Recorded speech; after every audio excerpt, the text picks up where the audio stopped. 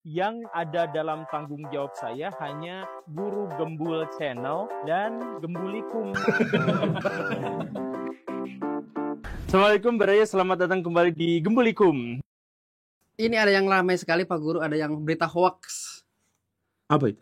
Berita hoax dari ada statement dari Sri Mulyani yang mengatakan bahwa guru itu beban negara. Itu hoax totet.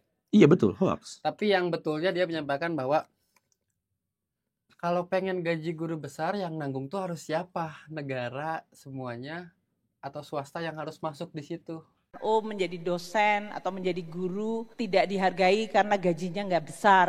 Ini juga salah satu tantangan bagi keuangan negara. Apakah semuanya harus keuangan negara ataukah ada partisipasi dari masyarakat? Oh iya, itu yang benar. Itu juga sebenarnya salah sih.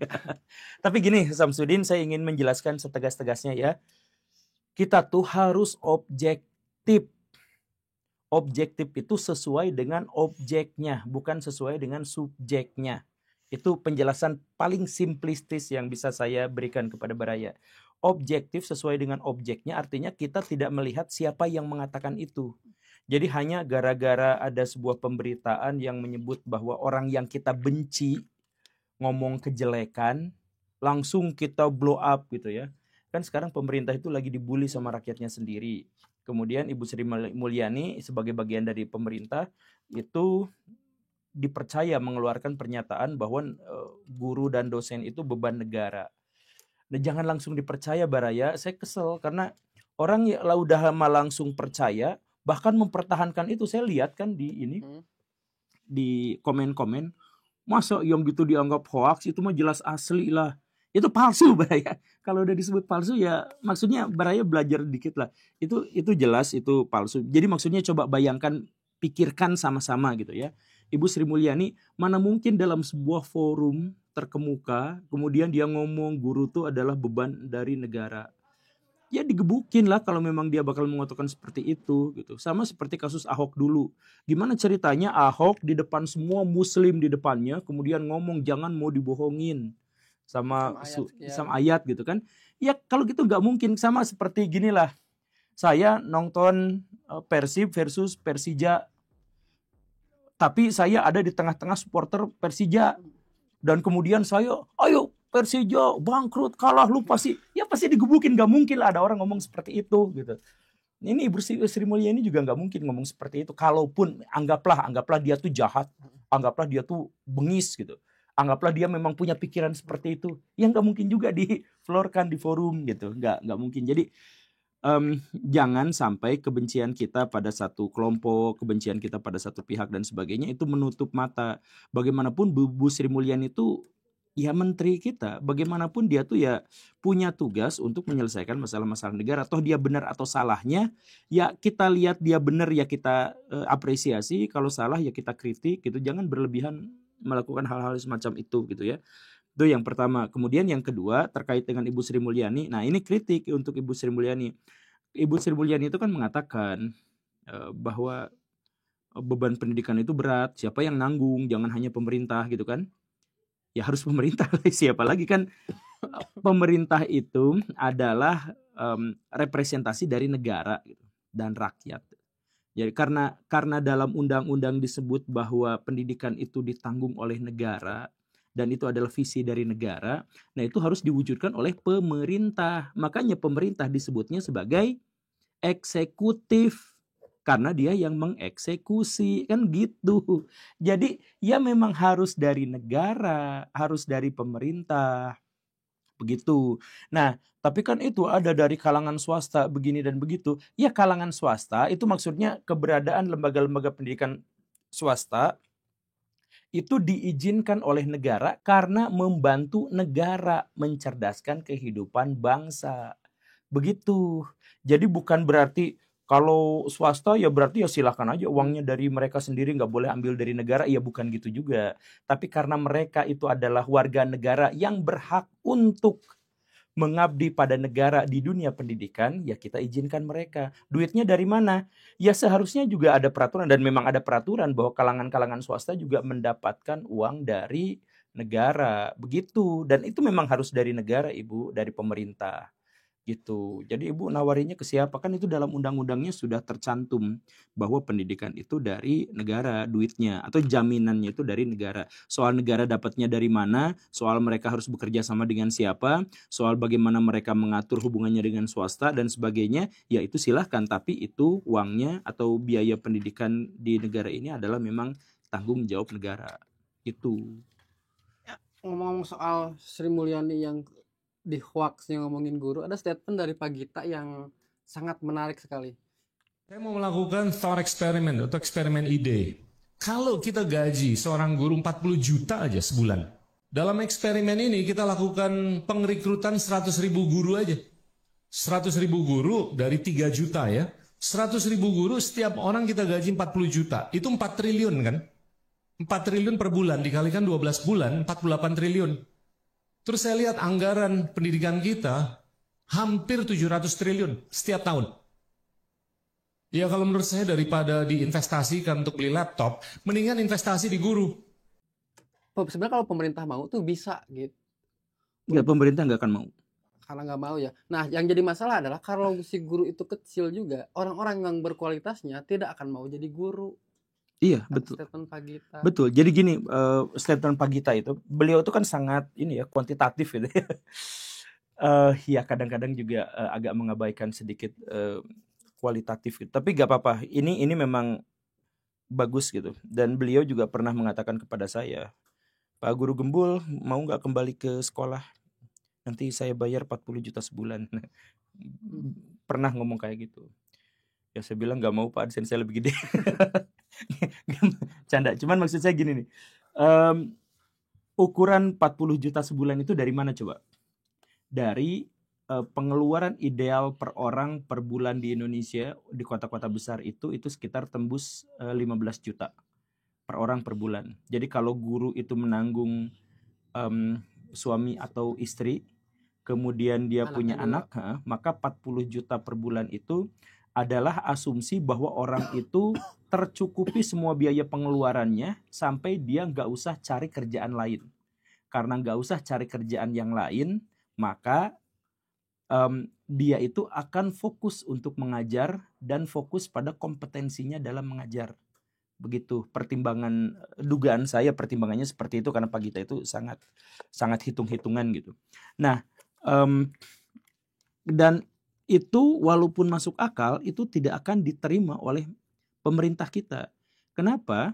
Karena pemerintah kita itu lebih mementingkan angka-angka yang bisa dilaporkan, bukan angka-angka yang bisa dipertanggungjawabkan.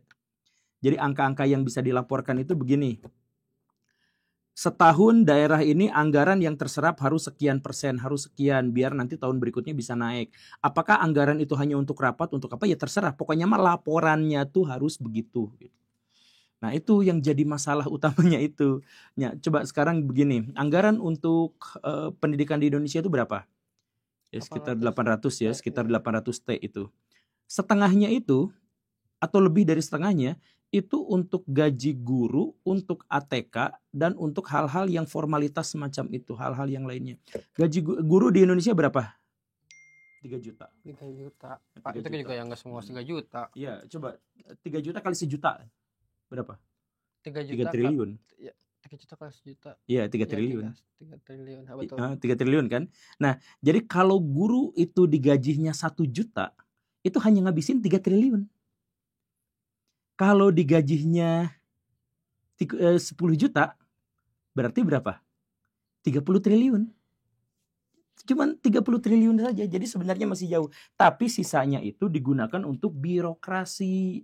Misalkan pergantian kurikulum itu nanti ada rapatnya, kemudian ini nanti tuh ada studi bandingnya, kemudian begini begitu tuh ada perlengkapan dan peralatannya, dan itu semua tuh dari atas ke bawah. Jadi saya tuh pernah kan jadi kepala sekolah gitu ya, dan ngelihat persis setiap ada bantuan dari pemerintah, mau BOS, mau BOM, mau apa segala rupa yang kayak gitu. Itu tuh gak bisa disalurkan 100% untuk anak-anak gitu.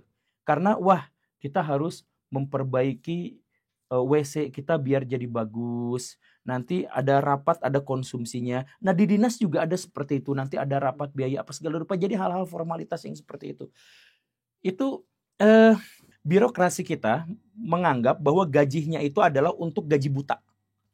Untuk nggak ngapa-ngapain. Jadi kalau ada tugas tambahan, dia minta duit tambahan. Pernah nggak misalkan dirimu ke kecamatan, Pak ini mau nambah mau ini KTP gitu ya, harusnya gratis. Ngurus KTP harusnya gratis. Tapi ada biaya administrasinya. Kenapa? Karena mengganggu birokrat yang lagi guling-guling, yang lagi tiduran. Jadi kalau misalkan ada kerjaan tambahan, dia minta dana tambahan. Saya tuh sering kayak gitu. Ini kan buat kami Pak gajinya kecil dan sebagainya. Biasanya mereka tuh ngomong kayak gitu. Ya kalau memang gajinya kecil, ngapain mereka nyogok-nyogok sampai masuk ke situ? Udah tahu gajinya kecil sebagai abdi negara, malah sampai nyogok 150 juta, 250 juta gitu untuk bisa masuk ke situ. Itu memang udah mentalnya aja, mental yang jeblok gitu. Jadi kayaknya di semua hal yang tertulis di anggaran pembelanjaan daerah atau negara tuh misalkan angkanya keluar 200 juta, taruhlah misalkan buat perbaikan jembatan. Budget perbaikan jembatan ini tuh kurang dari 100 juta, misal 200 juta. Itu bakal kurang itu dari 100 juta. Birokrasi dan lain-lain ke tukang ke kulitnya misalkan 50 juta gitu sama. Iya. Semua hal berarti. Iya. Dirimu pernah bikin KP kan? Dan dikerubutin mulai sama ormas, sama warga lokal yang minta ini itu, kerjaan ini itu kan. Ya kayak gitu. Ya sama kalau misalkan bikin jembatan itu warga lokal pada bertanda tangan. Gak tahu warga lokal apa hubungannya gitunya. Ya kami di sini warga lokal, halah. Sebenarnya banyak juga mereka yang pendatang gitu kan. Ini satu lagi Pak Guru ya, untuk ada pertanyaan dari TikTok ini, dari DM-nya TikTok, saya bacakan dia. Dari Anissa. Mau tanya apakah orang miskin boleh punya anak? Karena dalam Islam dianjurkan untuk punya banyak anak dan rezeki sudah Allah janjikan. Tapi bagaimana dengan orang miskin yang bahkan anak sebelumnya pun orang tua belum memenuhi tanggung jawab sebagai orang tua pada anak sebelumnya, tapi masih ingin memiliki anak? Gini nih Samsudin, dalam Islam itu kenapa dianjurkan punya banyak anak? Untuk menghasilkan SDM berkualitas dan besar di masa depan. Jadi dalam redaksi hadisnya itu biar Nabi bangga ketika berhadapan dengan nabi-nabi yang lain. Jadi ya bahasa paling egoisnya gitulah ya. Ayo banyak-banyakan pengikut siapa? Nah saya paling banyak misalkan yang seperti itu. Nah artinya apa? Kebanggaan itu tuh bukan soal kuantitas. Kebanggaan itu dirimu bisa bangga tuh karena kualitas kan, bukan karena kuantitas. Jadi ya jadi pada dasarnya redaksi hadis yang Nabi berharap bahwa jumlah pengikutnya banyak karena silahkan beranak cucu yang banyak itu kondisi antropologisnya itu, sosioantropologisnya itu adalah di Arab di sana lebih banyak orang yang mati daripada orang yang lahir. Jadi misal dari 10 bayi yang lahir yang bisa bertahan sampai dewasa tuh kemungkinan tuh hanya 2. Bahkan hanya 1. Yang sampai umur 20 tahun aja itu hanya 1. Bayangkan misalkan Nabi punya anak 6. Yang tembus sampai umur 15 tahun, tembus sampai 15 tahun, itu cuma 2, yang tembus sampai umur 17 tahun, itu cuma 1. Dan setelah itu meninggal. Oh Fatimah itu satunya anak yang tumbuh sampai dewasa? Tumbuh sampai 17 tahun sampai menikah, iya. Dan udah segitu, gak sampai 30 tahun, gak sampai. Meninggal. Nah, bayangkan situasi kondisi yang seperti itu. Kemudian ada seorang nabi yang mengatakan banyakkan anak. Ya wajar. Jangankan nabi pada zaman itu, Vladimir Putin sekarang, presiden di zaman modern, minta warganya punya anak tuh minimal 2. Minimal 3. Minimal 3. Untuk apa? Ya untuk kejayaan bangsanya, untuk pertumbuhan ekonomi gitu. Nah, jadi sangat diwajarkan kalau memang begitu. Nah, kalau sekarang kita melahirkan banyak anak, tapi anaknya itu semuanya jadi kriminal, jadi beban negara, ya justru malah destruktif. Coba Baraya misalkan begini ya, pilih A, punya anak semuanya sukses, B, tidak punya anak sama sekali, C, punya anak semuanya destruktif, semuanya jadi preman yang merusak. Pilih mana? Pilih nomor 1, minimal banget 2. Jangan sampai yang ketiga. Ya, itu yang ketiga blacklist. Di blacklist. Jadi maksudnya itu berarti berutang kan? Bayangan dosa jariah sebesar apa yang kita punya. Kalau kita punya anak 10, semuanya jadi kriminal, koruptor, pembunuh, pemerkosa. Itu dosa jariah ke kitanya segimana besar gitu. Bayangkan. Nah, makanya di zaman Nabi itu sebenarnya ada juga patokan, ada ukuran. Misalkan punya anak tuh minimal banget kasih selisih 2 tahun. Itu saran Nabi. Jadi walaupun Nabi pengen anak banyak, tapi selisih 2 tahun. Kemudian apa? Kewajiban untuk menafkahi, kewajiban untuk mendidik, kewajiban untuk memberikan mereka fasilitas yang baik untuk berkembang. Itu semuanya tuh ada kewajiban-kewajiban itu. Jadi punya anak banyak tuh anjuran, punya anak terdidik adalah kewajiban. Kalau dirimu tidak bisa memenuhi anjuran, ya setidaknya tekankan kewajibannya gitu. Paham kan? Paham. Jadi ya punya banyak anak tuh anjuran. Kewajibannya apa? Si anak tuh harus jadi orang sukses, terdidik, terlatih, dan dia tuh bermanfaat untuk masyarakat. Kalau banyak tapi malah balangsak, ngaruksak, sampai kita, waduh saya nggak tahan, masukin aja ke pesantren. Jadi pesantren itu tempat pembuangan anak menakal kan. Pas keluar ya tetap aja ngaruksak dan akhirnya ngerti dalil, tapi justru malah menggunakannya untuk kepentingan pribadi. Ya banyak kan seperti itu. Ya daripada dosa jariah baraya itu begitu besar dan menumpuk, ya sebaiknya direncanakan. Jadi keluarga berencana itu bukan berarti anaknya 2. Keluarga berencana itu bahkan ketika kita bereproduksi itu terencana dengan sebaik-baiknya. Kalau misalkan mau punya anak 10 ya nggak apa-apa, asal semuanya terencana dengan baik dan terwujud.